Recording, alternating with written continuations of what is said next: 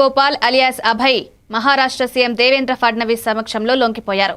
60 మంది ఉద్యమ సహచరులతో కలిసి గడ్చిరోలి పోలీసుల ఎదుట వారికి సంబంధించిన ఆయుధాలను సున్నితంగా అప్పగించారు.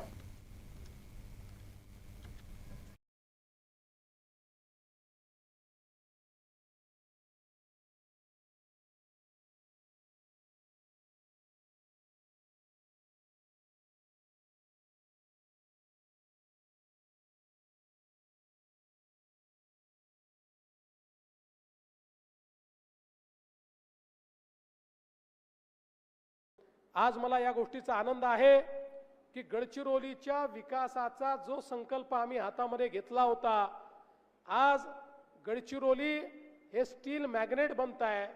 आज गडचिरोली आणि चंद्रपूर या सगळ्या भागामध्ये जवळपास 3 लाख कोटी रुपयाची इन्व्हेस्टमेंट आलेली आहे. मोठ्या प्रमाणात रोजगाराची निर्मिती होते आहे आणि या ठिकाणी जे लोक इन्व्हेस्टमेंट करतायत, गुंतवणूक करतायत, त्या गुंतवणूक करणाऱ्या प्रत्येकाला मी सांगतो आहे की तुम्हाला ज्या सवलती पाहिजे त्या आम्ही देऊ, पण आमची अट एकच असणार आहे आणि ती अट ही असणार आहे की तुमच्याकडे जी मंडळी कामाला लागतील त्यातली 95% मंडळी ही भूमिपुत्रच असली पाहिजे. स्थानिकांनाच या ठिकाणच्या रोजगार मिळाला पाहिजे. आमचा संकल्प आहे पुढच्या 5 ते 7 वर्षामध्ये गडचिरोली आणि लगतच्या चंद्रपूरच्या भागामध्ये